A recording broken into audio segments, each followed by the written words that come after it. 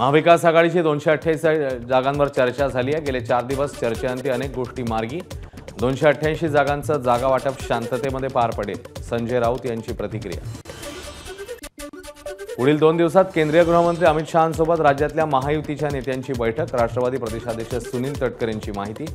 जागा वाटपाचा तिढा लवकरच सुटणार, तटकरेंचं वक्तव्य।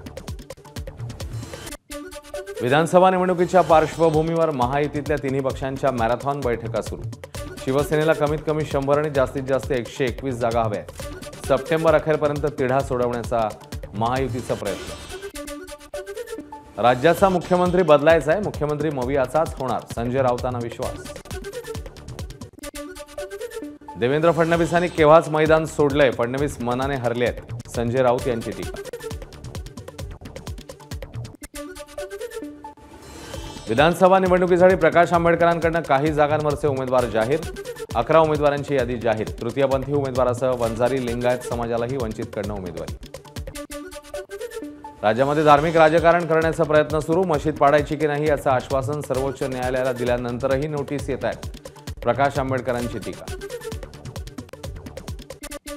विधानसभेला महाशक्तीचाच विजय होणार, बच्चू कडूंनी व्यक्त केला विश्वास। सर्व 288 जागा लढणार, बच्चू कडू यांची माहिती।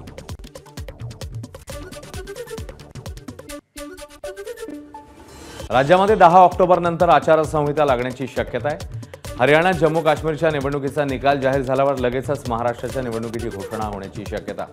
निवडणूक आयोगाकडून तयारी सुरू।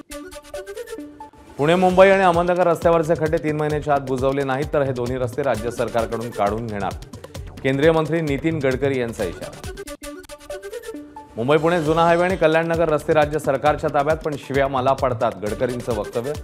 महाराष्ट्र सरकारला नोटीस पाठवण्याचे नितीन गडकरींचे आदेश।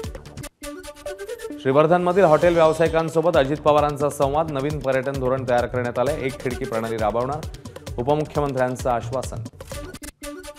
विधानसभा निवडणुकीआधी घड्याळ चिन्हाचा निर्णय घ्या, घड्याळ चिन्हाचा एकाच गटाला फायदा व्हायला नको, राष्ट्रवादी शरदचंद्र पवार पक्षाची सुप्रीम कोर्टाला विनंती। पुण्याचे माजी उपमहापौर आबा बागुल शरद पवारांच्या भेटीला। लोकसभेआधी बागुल यांनी घेतली होती देवेंद्र फडणवीस यांची भेट। आम्ही तुमच्या हातात सत्ता दिली ती मागे बसण्यासाठी खा, डोरलेवाडीत शरद पवारांचा महिला सरपंचांना सवाल। रयत शिक्षण संस्थेच्या न्यू इंग्लिश स्कूलच्या इमारतीच्या पुनर्बांधणीच्या कार्यक्रमात महिला सरपंच होत्या मागे, सरपंचांचे पतीच पुढे बोलत असल्यानं पवारांचा सवाल। विदर्भ मराठवाड्यासह राज्यभरात 23 ते 28 सप्टेंबर या काळात दमदार पावसाची शक्यता। कमी दाबाच्या क्षेत्राची महाराष्ट्राच्या दिशेने वाटचाल होत असल्यानं पावसाचा अंदाज।